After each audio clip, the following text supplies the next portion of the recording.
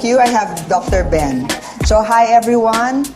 My name is Roca Cruz and you're in Be.Live. Be yourself and live your purpose.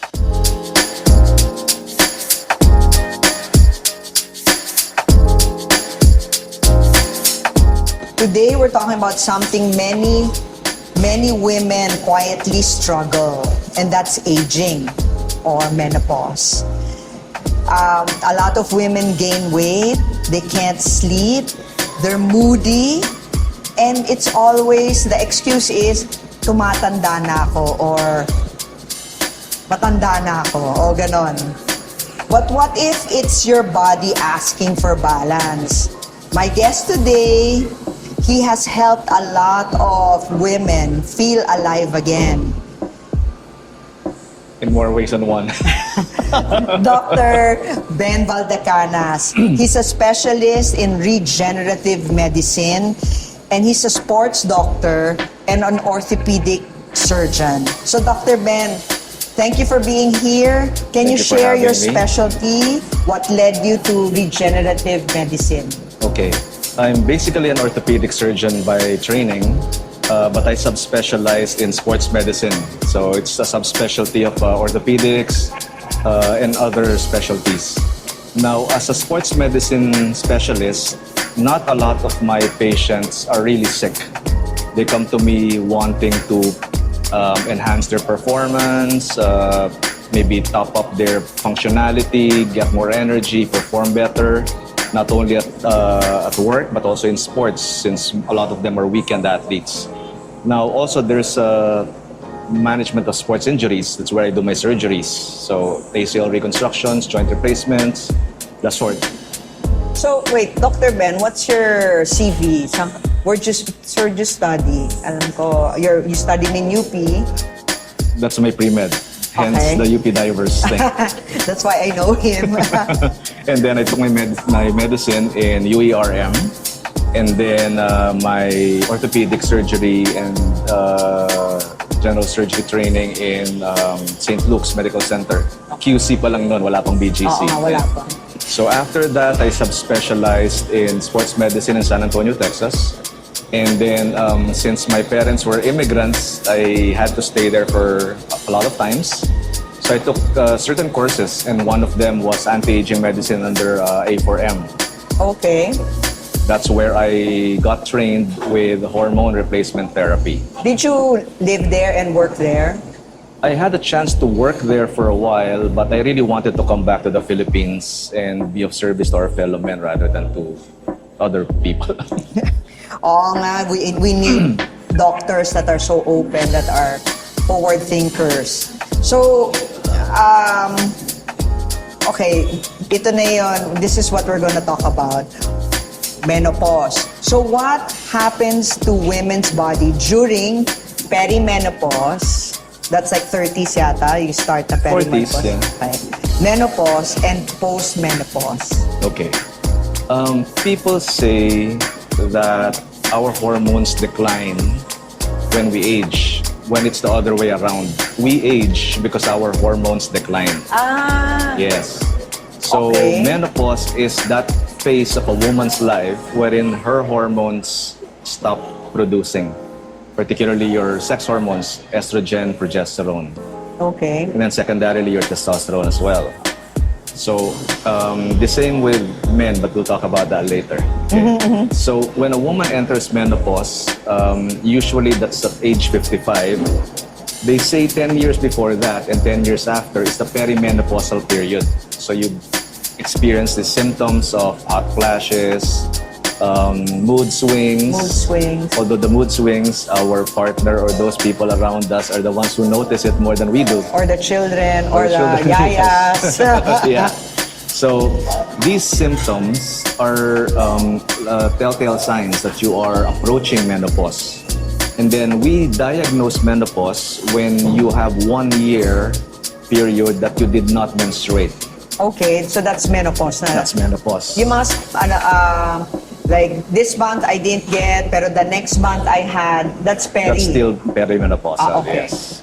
And then once you reach that 1 year without menstruating, then you are officially menopausal. Okay. So that means your ovaries stop producing estrogen, progesterone, and then the secondary changes. Do you stop having hot flashes pag you're already menopause? You stop. Eventually, yes, because these symptoms are caused by the change or the shift in hormones. So the shift is sudden for women. So menopause happens suddenly when your ovaries suddenly shut down or stop producing hormones. Okay. So the hormone change is abrupt. So the adjustment of the body with this abrupt change in hormones is what causes those symptoms. The irritability, the hot flashes, the lack of sleep even. Oh, yeah, correct. Yeah, difficulty in sleeping at least. And then the lack of energy suddenly, like for example, a day's chores, 2 p.m. pa lang, hindi mo na kaya tapusin when you can easily finish it at 5. Or for a lot of women, the ones that work out and then you can't anymore lift. Oh, that's what I usually get in my clinic. So people complain to me that it suddenly takes so long for them to recover from a day's workout. So instead of wanting to exercise daily, they now have to exercise every other day to allow their bodies to recover. Pero that's normal. Every other day, you can't naman work out every day. Actually, as a lifestyle medicine, coaching people who want to improve their lifestyle to avoid lifestyle diseases, I recommend daily exercise. So when I recommend regular exercise, the key word is regular. Okay. And I recommend being daily or doing it daily because we are creatures of habit. The more you do it, the more consistent you do it, the better the results, the faster the results.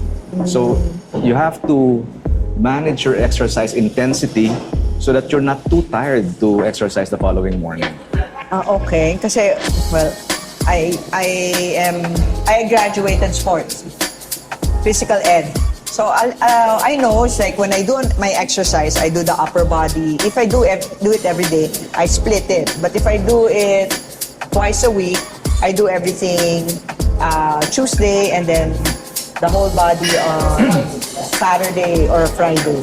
That's okay. But walk every day. That's, You have to have a certain exercise every day.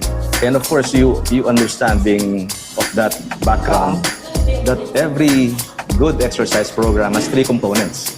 Your Okay. stretching, your cardiovascular, and your resistance. okay. So you can do all 3 in a 30 to 60 minute period, provided that it's not too intense as to tire you too much to exercise daily. The next day. Okay. An example would Parang be... so hard, ano? Not so hard. Time. Well, 30 minutes to 1 hour is fine, especially when you're you're in the climacteric phase of your life. You're menopausal. Okay. So you don't have to exercise intensely. So a good example of what I just mentioned would be 5 to 10 minutes stretching, cardiovascular, maybe stationary bike or treadmill, and then resistance, really just bodyweight exercises, push-ups, sit-ups, pull-ups, and a good exercise for those who are entering menopause actually is Pilates. Oh, yeah, Core that's right. strengthening. Yeah. I want to do it. So hard lang for... My excuse is always I don't have time, but twice a week is better than no exercise. Yeah. And there are programs, Pilates programs, floor routines that you can do in 15, 20 minutes. So that really cuts down and still manages to strengthen your core.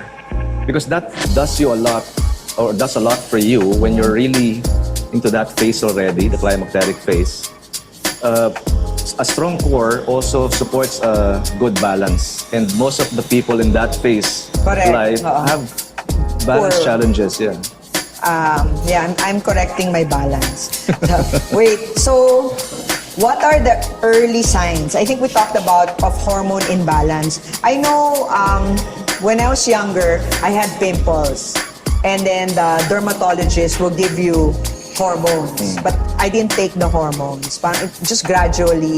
Dissipated, yeah. Yeah, but I know they're saying that you get acne at a young age because of hormones. Imbalance. Now, when you're in perimenopause, the first thing, so that lang the women know that they're not going crazy. So what is the most common effect of starting with menopause? Okay, like we mentioned earlier, it's the hormonal change that brings about all these symptoms. Okay. So yes, women are labeled crazy because of their mood swings. Correct. Bipolar even. Oo. So tsaka don't ano, listen to those labels, okay? They don't understand what's happening. They don't understand what's happening, and the people around them especially. So when you deal with hormonal changes, these, although they happen gradually, these are not avoidable. Not avoidable. These are not These are you can avoid these things. Okay. Sorry. It is avoidable. It is avoidable. Okay. Sorry about that. So, when you talk about hormonal changes, it is avoidable.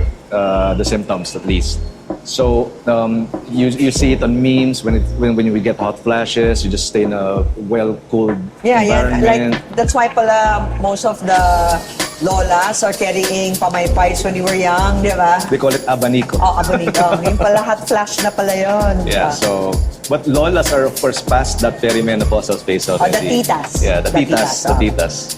So, stay in a cool environment. It's the irritability that gets fueled by these hot flashes. So, practice mindfulness, mental health. Yeah, these are all manageable. Maybe if they know that they're going through menopause, maybe it will be manageable. Right? Most women have an idea that they may be getting into the perimenopausal phase. But not a lot of women know that these hormonal imbalances or changes can be rectified medically. Yeah, that's why we're here. We're Yes. gonna talk about that. Yeah. So, and also, wait, baka naman the listeners might think, okay, this will help me lose weight. This will help me sleep well. Or when I go to a party, they'll go, oh, you're so thin. I'm fat because I gave birth. That's why you can. Okay, That's why you're thin because you didn't give. Is that true or? Well, actually, pregnancy, reproduction is the greatest equalizer of your hormones. So Okay. women who went through pregnancy, after they give birth, their hormones are rebalanced, like reset or rebooted if it were a computer. Okay. So it's these. Parang nare-replenish yung Yeah, hormones. it's a body's way of rebalancing your hormones. So that's why women who never got pregnant, they're more prone to cancer, they're more prone to early menopause and stormy perimenopausal periods. So pregnancy is not a cause or a reason for you to gain weight. But of course you gain weight because you feed for two. Okay, but they're saying na well, syempre when they get married, they used to be sexy or thin, and then when they get older, they become bigger, and then they didn't naman change the food that they're eating. They exercise, they do everything, but they're still gaining weight. Well, it's a matter of perspective because they gained weight when they were pregnant, taking care of a baby, because they needed to gain okay. weight. But after giving birth, I mean, don't continue to eat as if you were pregnant. So it's their fault pa rin. It's always the food's fault. Okay, let's not call Okay. it their fault. Okay, It's always the food's fault. Okay. Okay. I was gonna say nga, baka they can excuse menopause.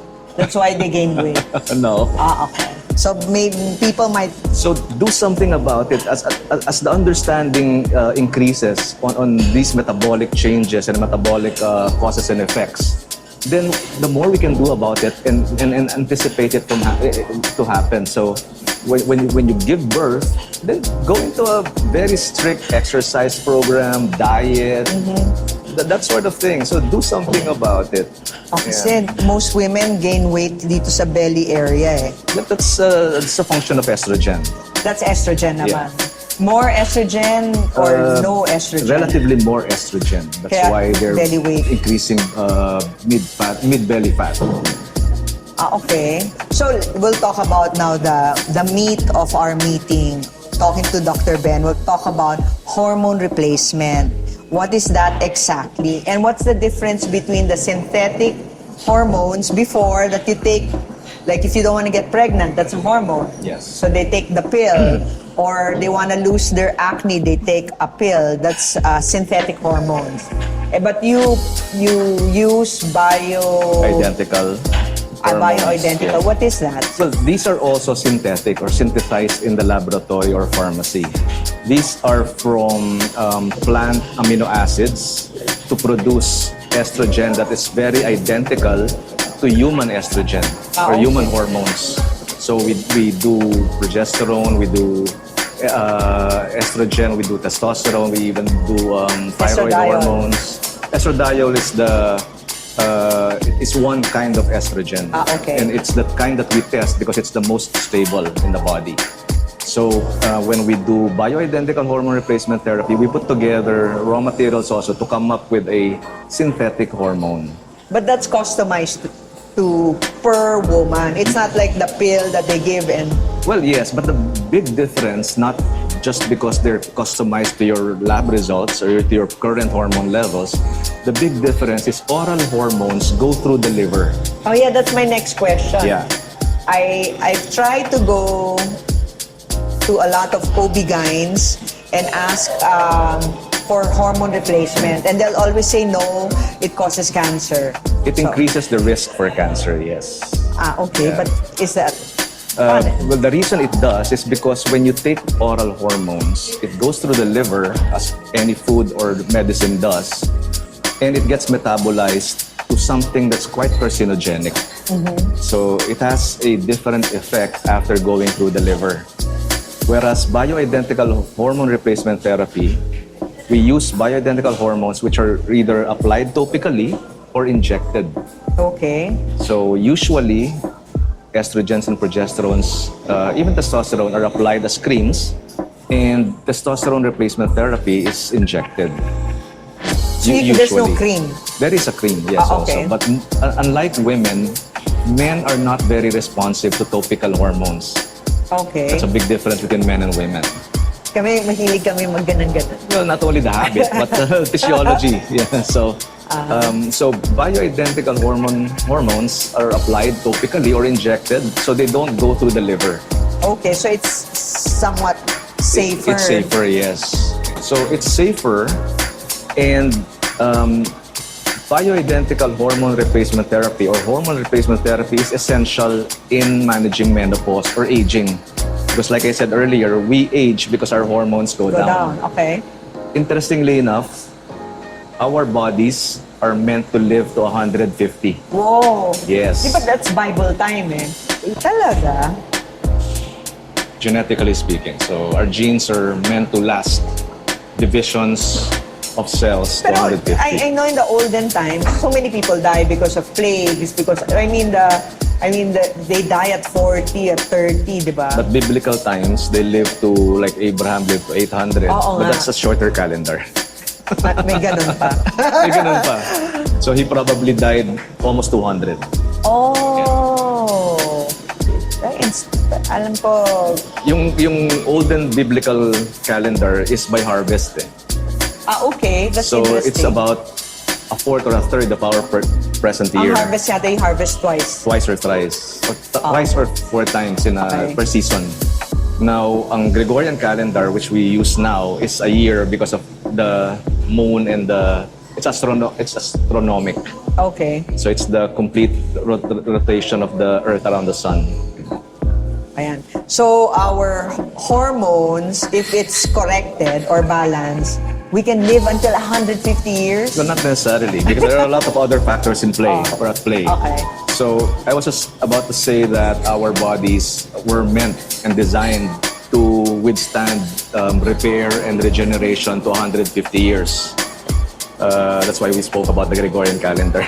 Okay, so genetically speaking, our bodies are meant to live to 150. But the current lifespan is just 75 for men, 78 for women. So it's practically talaga? half.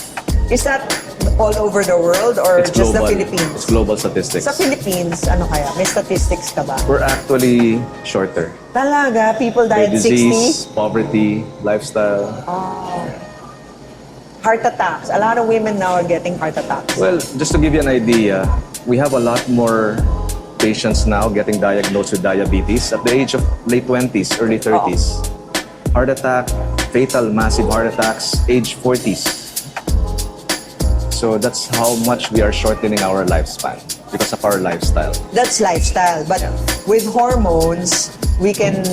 Okay, since we age, because our hormones go down, we can actually top up our existing hormones at this phase in our lives through bioidentical hormone replacement therapy. So we're sort of cheating nature.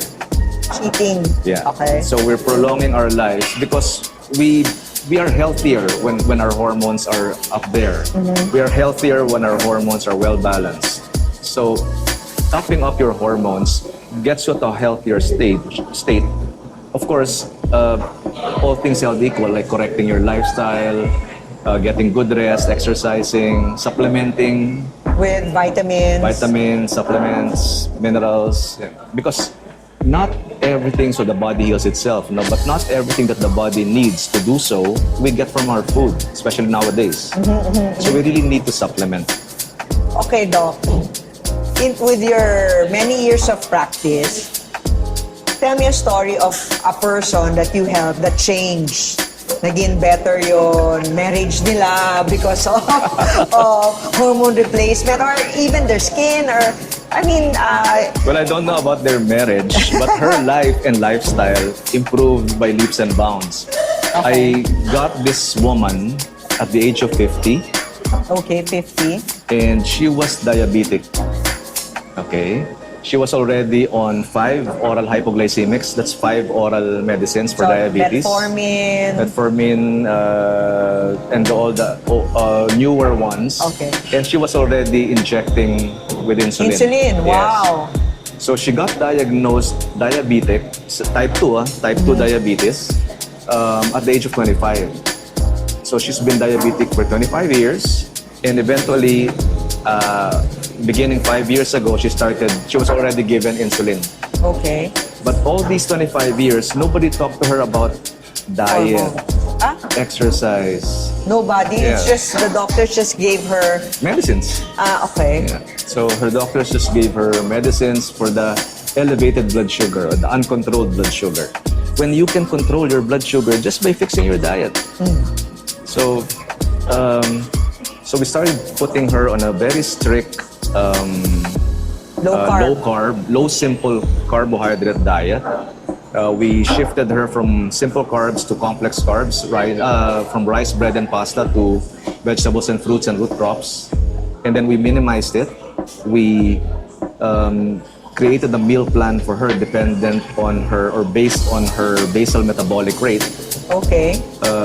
No grapes, no durian, but with fruits. With fruits, but grapes are not prohibited. Really? Not even durian. But she doesn't like durian. Okay. But it's sweet daw eh. The thing is, the difference between simple carbs and complex carbs is that digesting and metabolizing simple carbs, there's a lot of carbs left residual. When you digest and metabolize complex carbs, you make use of a lot of energy that it burns itself. So what's better, complex? Complex, of course, okay. because you end up with less residual or excess carbs with complex carbs. Because what happens with excess carbs when you have a lot of simple carbs is that your body converts it to fat for storage. And ergo the women with big Not only that, but maybe 80% of Filipinos now have fatty liver. Because non-alcoholic fatty liver. Yes, now we have an entity known as non-alcoholic fatty liver disease, or NAFLD, because in med school we were taught that alcohol causes fatty liver. So we tell a patient, oh, you have fatty liver, stop drinking alcohol, and the patient comes to us and says, I never touched alcohol.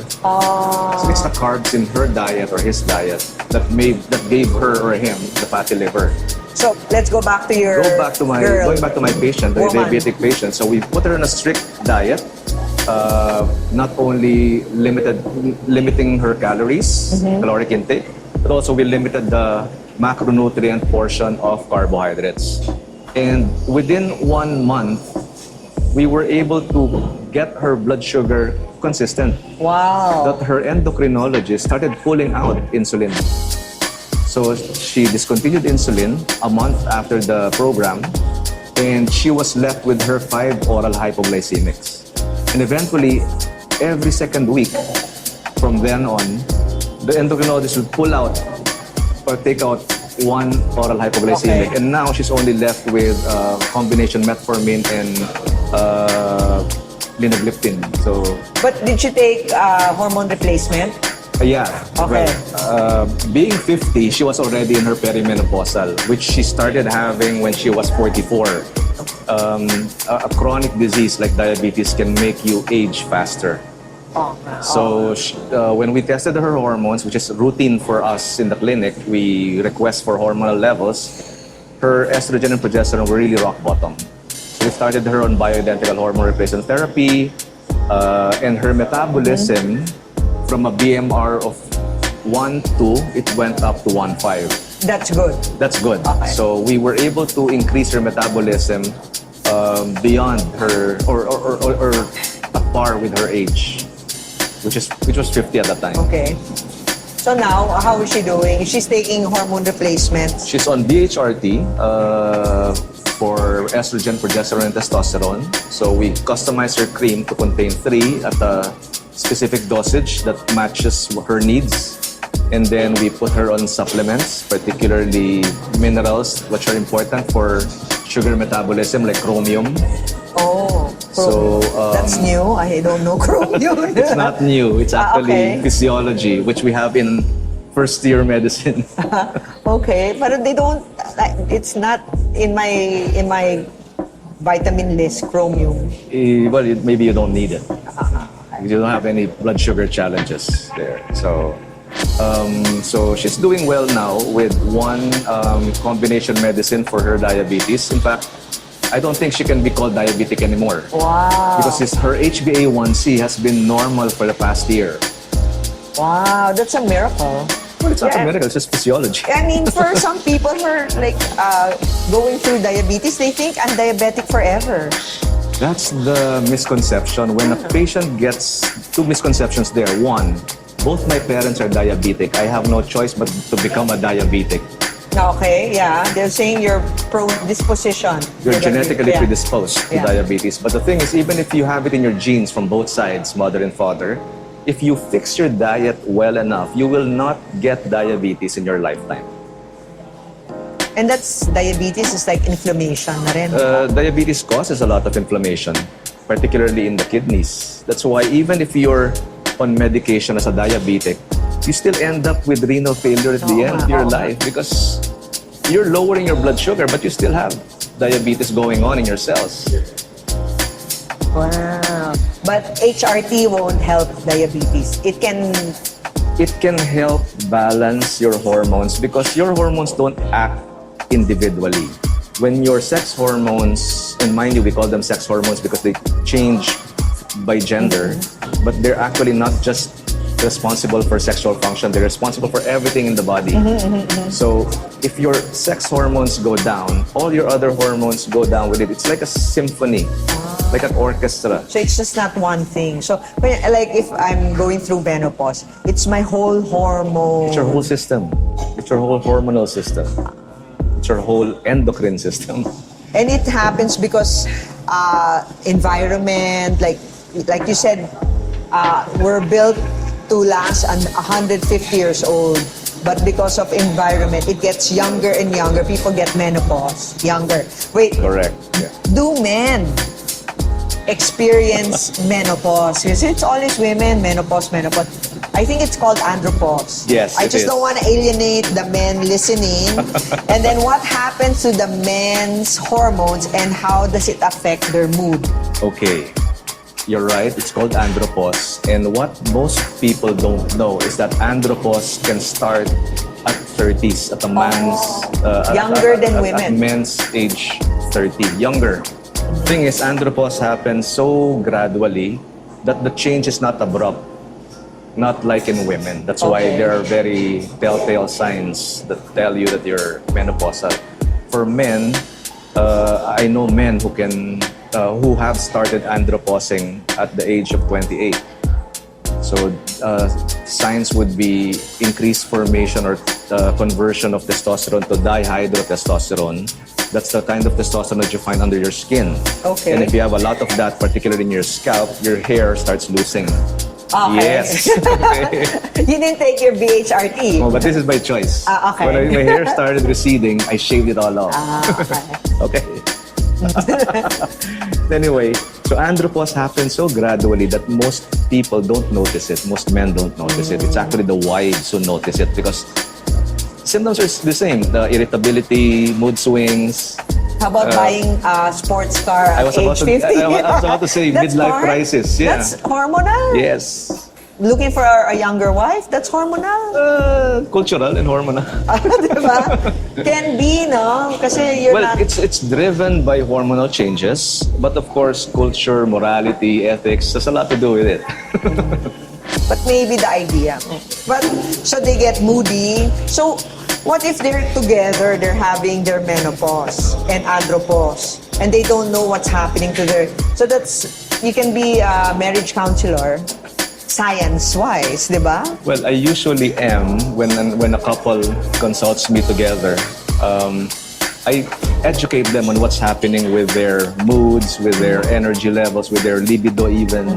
That they start understanding what's happening and they become more tolerant, more understanding. So, But if the couple takes BHRT or hormonal replacement, does it like it helps. an answer to their... Well, not only, like I said, there's a lot of factors going on. So lifestyle, of course, there's the barkada of the man and the woman, so the buyo and stuff. The thing is, if you are to treat it and look at it scientifically, there's always a remedy. There's always a solution to this problem that they're going through in this phase of their lives and their marriage. Correct. So, as a marriage counselor, Doctor marriage counselor. okay, or as a couples counselor, you get them to understand what's going on. And the immediate effect is one, they become more tolerant. They become more understanding of each other. They don't get mad right away or They don't triggers. lose patience. That's one thing that I've noticed with my couples. Second, when we put them on BHRT, a lot of these symptoms, they sort of lose their edge. So they become softer, more acceptable. Like before. So they'll say, oh honey, you're the same as before we met. Ganon. Something like that, yes. Well, it does help. So BHRT helps not only with the person's physiology, but also in their interpersonal relationships. And I guess their sex life. And their libido, of course. That's part of the interpersonal relationship. For someone listening who feels off, either they're going through andropause, perimenopause, or post-menopause, Doc, what's the first step that they should do? Should they get their laboratory work done first, or they look for a doctor like you? I don't think there are many doctors like you, but later we're gonna ask Doc where to find him, but what's the first step? I'm getting crazy, Doc. I'm in my 49. You're not getting crazy. You were labeled crazy. Oo nga. Okay. I'm being labeled crazy. I think I'm going through menopause. Doc, what am I supposed to do first? Okay, like anything in medicine, you cannot just apply a solution or a medicine or a treatment without having a diagnosis. Okay. So first, we do diagnostics. And in our clinic, we were able to minimize these tests to blood testing. And we ask for the usual blood count, chems, and hormones. And then since this is also the stage in my patients' lives wherein cancer is of much concern, Okay, yes. I also recommend tumor markers or cancer screening tests. Okay. So these are the first steps that usually we request of a patient. Now, once the results come out, we don't just look at them if they are within the range. In fact, the laboratory range is the last thing that we consider. We consider all the results in relation to each other. So the blood count in relation to the blood chem, in relation to the hormones. And then we also treat those results in relation to the patient's clinical symptoms. So they call you first? Yes, they can schedule a lab test. Yeah, which is like what I usually do with my patients. If they call me, message me, and then they tell me that their concern is this and that, I tell them, okay, do you have a recent blood test done? And then usually I accept lab test that was done within 6 months. And then most of these tests, since they're the annual executive checkup kind of thing, they don't have hormones, they don't have tumor markers. No, none. So I send them a request for having these done. Then once all the results are in, we schedule a consult, we expose and explain all the things that are happening to this patient. And then that's the time I recommend the BHRT. number one, a lifestyle change, of course. Okay, lifestyle. Not medicine pa. Yeah, lifestyle change, supplements, and then, of course, BHRT, which is usually deficient or imbalanced in these And then, patients. what if they're like, you see them that they're like a heart attack going to happen? Of course, you're going to ask them to go to a cardiologist. No. There are cardiologists who understand what we do with hormones, and I refer to them. So they request for a 2D echo, a stress 2D, stress echo. They request for a 24-hour Holter for rhythm. They request for a 24-hour blood pressure monitoring. So once the results of these are done and they come out, we again interpret them in relation to their other test results. So I am working with functional cardiologists, functional endocrinologists, OBGYNs even. Well, since most of these patients come to us wanting to look younger, I end up referring them to Plastic surgeon. aesthetic medicine. Exactly. Kasi specialists, I wanted pala to ask you, most of the common people know when you talk about anti-aging, it's always cosmetic. It's always plastic surgeons. It's about applying creams or the dermas, Botox. But you're internal, you're regenerative. Well, I'm both or everything. But I always believe that the good appearance comes from good health within. So you correct the health and the appearance follows. But I'm sure people are appearance first, then inside after. Well, you did mention that menopausal women have their skins deteriorating, sagging. Yeah, It's and then actually- me, melasma. Yes, I think the sun, I'm more sensitive to the sun and I get this dark melasma. patches, yes. Is that hormones? These things happen even when you were younger. But your body was much more capable of repairing these insults from the environment back when you were younger. Now they lag behind. So it's always a balance or a race between degeneration and regeneration. Melasma, for one, is a degenerative change. Skin wrinkles, sagging, they are degenerative changes. Which are hormonal. Yes, everything is hormonal, yes. So your body's regenerative capacity cannot keep up anymore. So that's when you start correcting your hormones. Because it's actually the hormones that causes your body to lag behind the regeneration. So if I do take BHRT, my melasma will lessen or disappear. Will improve, yes. It can lessen, it can totally disappear. Wow. But your regenerative capacity, your body's ability to regenerate will go back to maybe 10, 20 years younger. Yes. Because when we do BHRT, and this is very important, we don't bring you back to menstruation. No, I wouldn't want to. I'm sure. Menstruation is a function of reproducing or reproductive phase of a human's life. But your hormones also are, like I said, responsible for a lot of other functions of the body. In fact, all the functions in the body. So we only top up your hormones to a functional level. Not to childbearing stage. Not to reproductive age. Yeah. We're not Abraham and Sarah. Okay. Pero pwede, oo nga. Okay. Personal question, Doc. Yes. You could have stayed in the US. I know you practice in the US. Kanina, you said that. Why stay in the Philippines again? Well, Is it love? No. Well, number one, I really did not want to migrate, much to my father's disappointment. Second, before leaving, I knew there was what we call brain drain during those times. Okay. Meaning most of our professionals are going abroad and leaving us with a lack or a deficiency of doctors, particularly in the far-flung areas. So not that I wanted to go to the far-flung areas, but I did, of course, one phase of my life. I wanted to not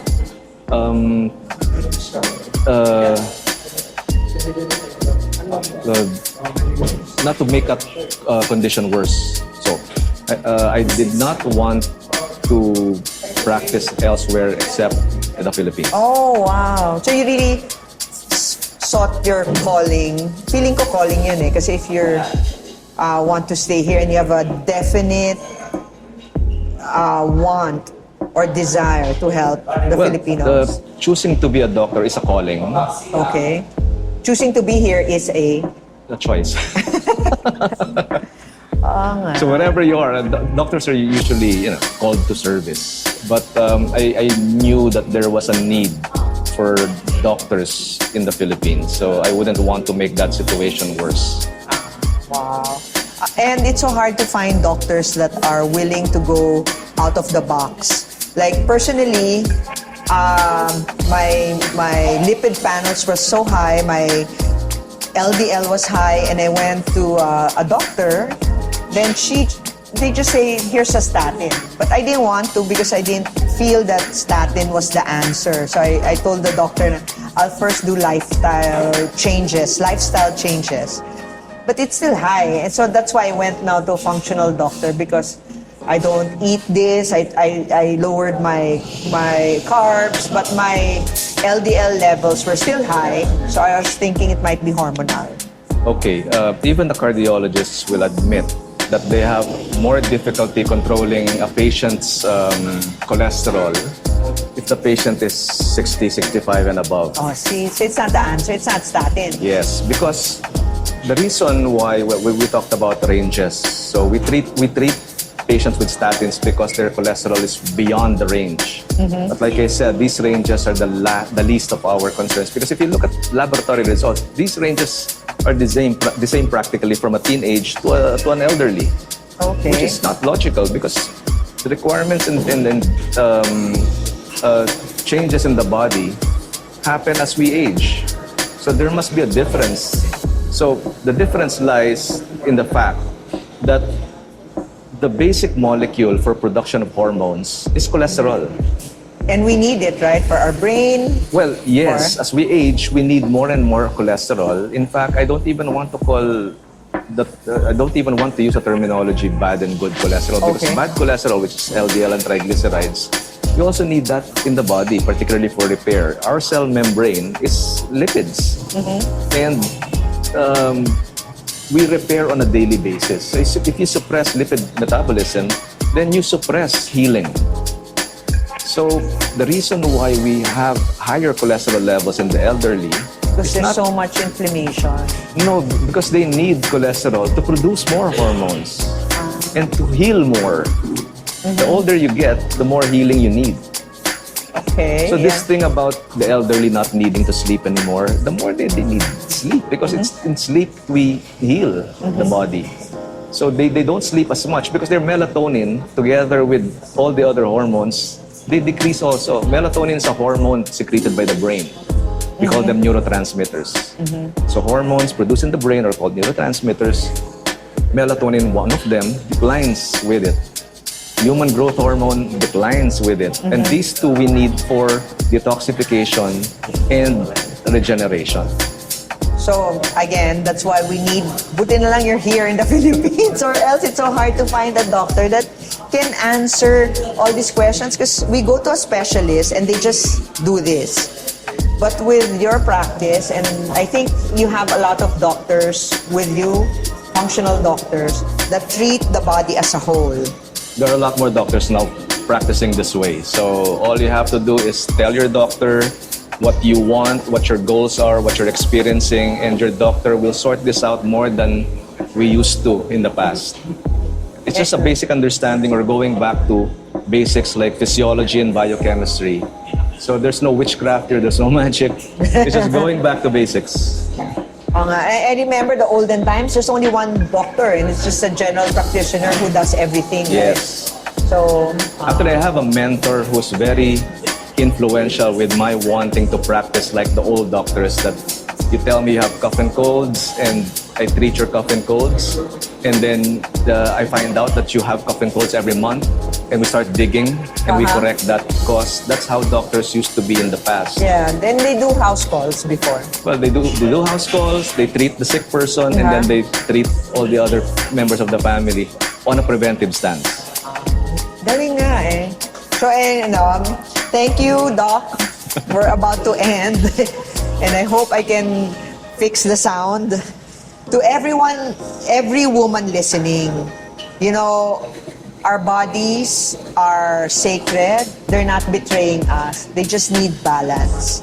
And hormone Sorry, we are replacement. actually betraying our bodies. Oh, why? What do you mean? We shortened our lifestyle. We shortened our lifespan because of our lifestyle. What we do now. But it's not the body betraying. It's not the body betraying us. It's us betraying our bodies. Our bodies were perfectly designed to regenerate and heal itself. And that's why we have to take this BHRT to help our bodies also heal themselves. Well, I always practice. My practice is always based on 3 foundations. One is good diet, regular exercise, and supplementation or proper supplementation. And that proper supplementation does not stop with vitamins. It also entails minerals and hormones. Like I always said during our talk, we top up your hormones. It's like supplementing your... So it's like vitamins na rin, no? I wouldn't go that far. Hormones are It's hormones. like the cream. Yeah. So wait, the BHRT is a cream, not injectable. I can... BHRT encompasses a lot of forms or SKUs. There's cream, there's injectables, there are even pellets that you implant. Remember or when... a sticker, like a nicotine patch. that too is a topical form, yes. There are also sublingual ones. Okay, sublingual supplements are dropped or applied under the tongue where the blood circulation is more or better. So they get absorbed into the blood rather than swallowed into the liver. So BHRT encompasses a lot of different forms. So how will the people, the listeners, or the people who are viewing get in touch with you, Doc? I can put it also in the show notes, but Better for that now... way. I don't want to advertise. Okay, wait, Next Century? No, What's the it's my clinic is in Centuria, Medical Makati. Okay, and what's it called? The Next Step. The Next Step. I think Next Century in The Centuria. clinic's name is The Next No, mali. Step. Yeah. Again, it is The Next Step, and it's in Centuria Hospital. Centuria Medical Makati. Centuria Medical Makati, and Dr. Ben Valdecañas is the expert on, or he's an expert orthopedic surgeon. He's a regenerative doctor, a functional doctor, and many more. I'll put it all in the show notes. So thank you for listening. And you're listening to Be.Live, be yourself and live your purpose. I'm Roca Cruz with Dr. Ben Valdecañas. Thank you for listening. Thank you.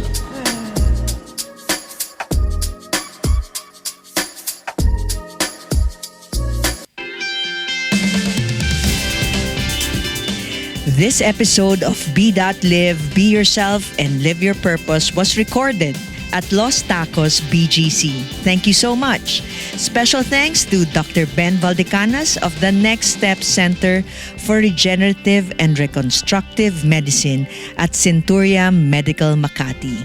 You can reach him at 0917-124-8884 or email him at thenextstepmd@gmail.com.